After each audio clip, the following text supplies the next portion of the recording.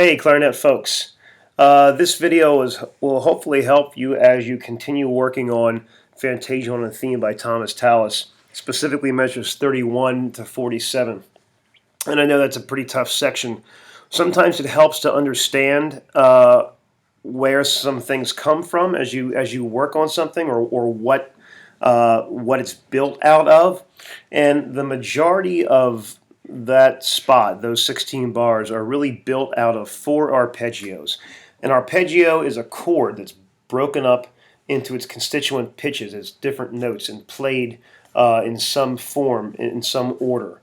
And so the 4 arpeggios that you guys are using are an A major arpeggio, an A minor arpeggio, a G minor 7 arpeggio, and a D minor 7 arpeggio. And there are some other things that happen in there, but by and large, those 4 sets of notes tend to be what you use. And what I've done is come up with a kind of a preparatory or a practice sheet for you guys that you can download from the resources page on our high school band student Schoology group to help you out. And it's what I have up here on the screen right now.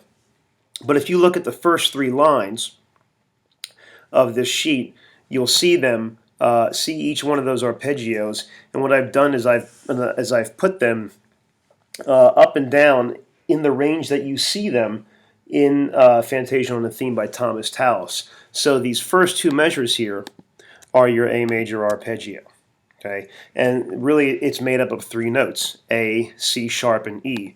And we're going from your low A up to your A over the break and back down. Your A minor arpeggio is the next 2 measures. And again, 3 notes. In this case, it's A, C natural, and E. And we're going from your low A up to the A over the break and back down. So that's both good and bad. They share 2 notes, and the difference only is that on your A major it's C sharp, and your A minor it's C natural. So it's easy to get them confused. Your second line is that G minor 7 arpeggio here, and it goes from your low G to your G across the break. This uses 4 notes. It uses your G, B flat, D, and F.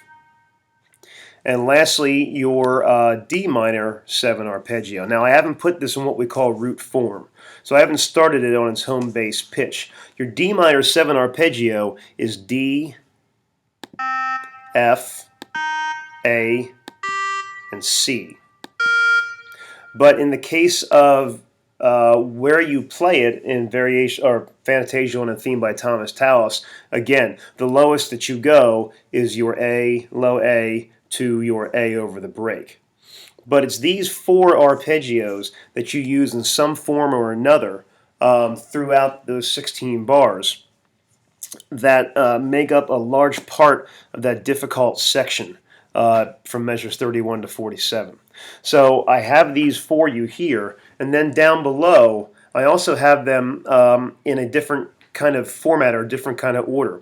For your A minor and A major arpeggios, I have them grouped in 3s, where they go up 3 notes at a time, up to that high A and back down. And then for the G minor 7 and the D minor 7 arpeggios, up by 4s, if you see that, and back down. And sometimes, or much of the time through the piece, you'll see them grouped that way, or in groups of 2s. But that's meant to give you a way to practice them both in a way that is similar to how you see them in the piece, but also different. The idea there is that practicing them and practicing those groups of notes as many different ways as possible will help you be successful with them in the piece, because your hands and your brain get as familiar with them as possible. I would get comfortable with them, in these positions, these first 3 lines, as best as you can first, and then try some of these down here before you even maybe attack the actual piece of music a a little bit more.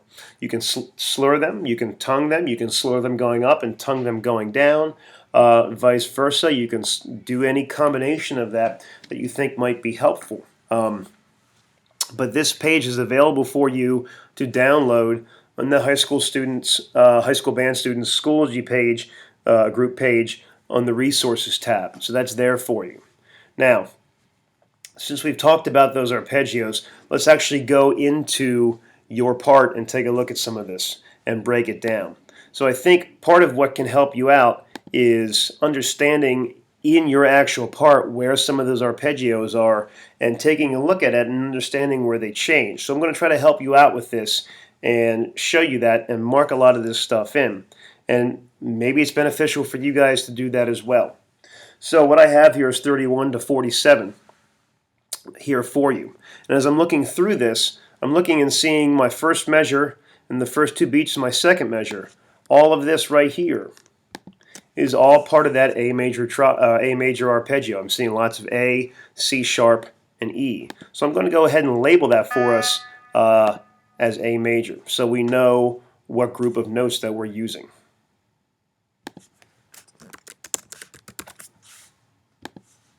That takes us the whole way up to here. Now I start to notice now I still have some E's and A's, but I start to see some C naturals. And that's going to clue me in and tell me now I'm switching to that A minor arpeggio. So right here, I'm going to switch and I'm going to make sure that I know, okay, here I'm using my A minor arpeggio.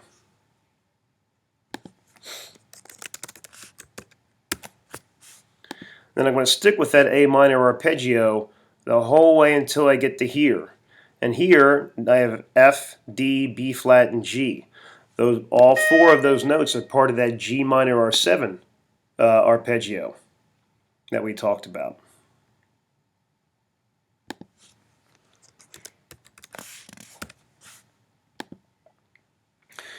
And then as I get down here to this next measure, I see A, E, I see some C sharps again, some more A's and E's. And remember, the C sharp's going to carry through. That tells me this C is C sharp. And if I keep going, I see some more C sharps, A's and E's. I see some other notes here too. I see some B naturals. Here's a G sharp. Here's a D. We'll talk more about that later. But by and large, almost to this entire second line here, these three measures until I get to here, we're going back, and most of that is our A major arpeggio again. Most of it's built off of that A major arpeggio. So if I know my arpeggio and I can mark that in, I'm comfortable in knowing what the majority of my notes are going to be. And it's a matter of getting them in that order. I start to get over here and I notice halfway through, now I've got that C natural. And now I'm going to take a look at that and I'm going to say, okay, C natural, A, E, that's looking to me like I have an A minor arpeggio starting here. So I'm going to mark that in.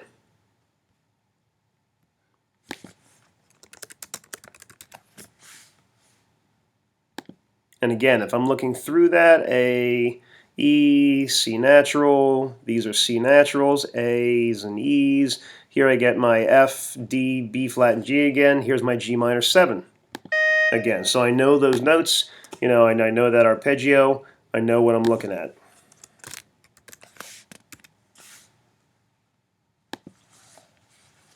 And I'm looking through here again, and this looks distinctly familiar. It looks very much this measure here and the following measure, not exactly, but a lot like these two measures up here. A's, E's, C sharps. Okay, we do have some B naturals. Do have some D's here, but this is telling me, okay, I'm looking at my A major arpeggio again. And if I know my notes for that arpeggio, that's going to help me out.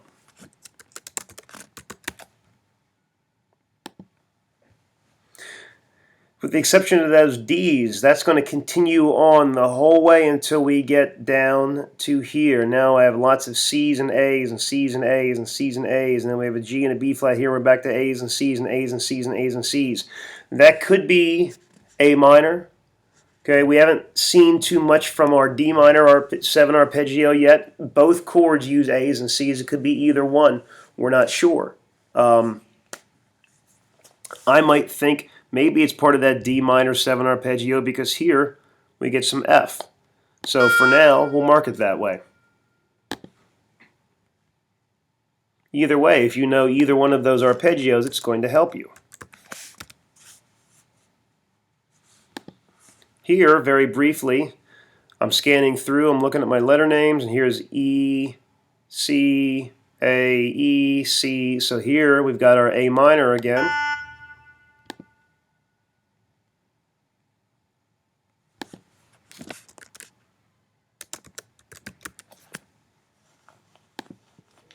Now as I'm looking down here, we get some D's and F's again. So that's telling me probably D minor 7. We get some B flats here, but then we're back to D's and A's and D's and A's and D's and A's and D's and A's and F's and A's, F's and A's, C's and F's and C's and F's. So this and a B flat again down here, but mostly D's, F's, A's, and C's. So that's telling me D minor 7 again. So that's part of that D minor 7 arpeggio, probably.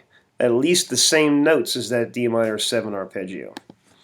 So again, what I'm trying to do throughout here is look and say, from those 4 different arpeggios, for each one of these, for each one of them, where are those groups of notes happening?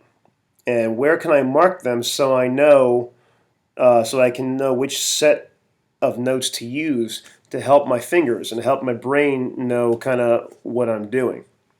Now we talked about some other notes, some other things to be aware of. You're not going to just use those arpeggio notes the whole way through, right?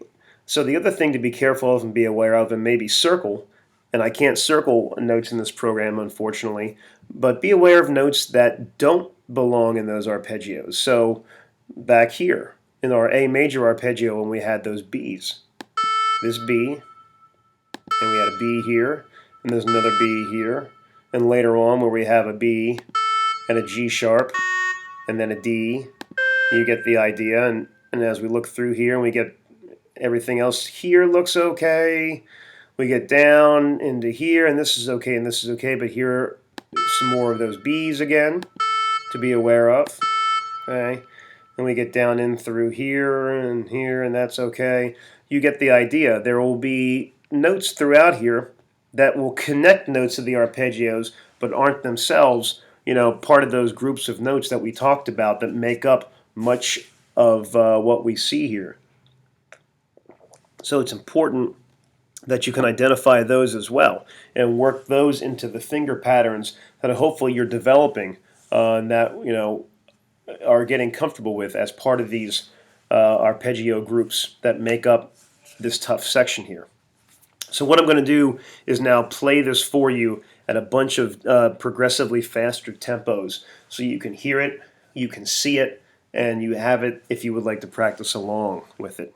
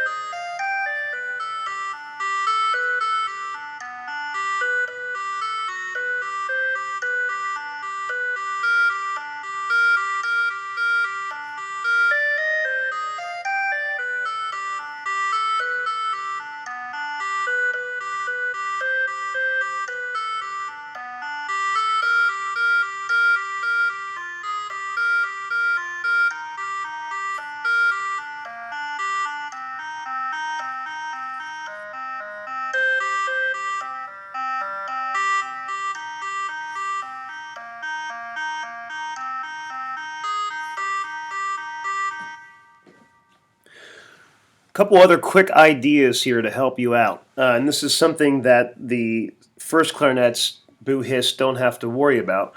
But also, I would maybe look at and notate spots where you don't have to get rid of your right hand when you're going up or down from the break. Obviously, wherever you have a throat tone. Where you can keep your right hand down.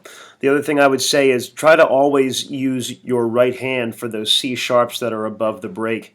I think just for just physiology, it's much easier to get that C sharp on your right side than on your left. By all means, let me know if there's anything else I can do to help you guys, if there's a different way you want me to break it down, if you want me to do another video or slow this down even further, chunk it somehow, give you guys some different approaches for it. I'd be more than happy to. But I hope this was helpful, and I thank you guys for your time.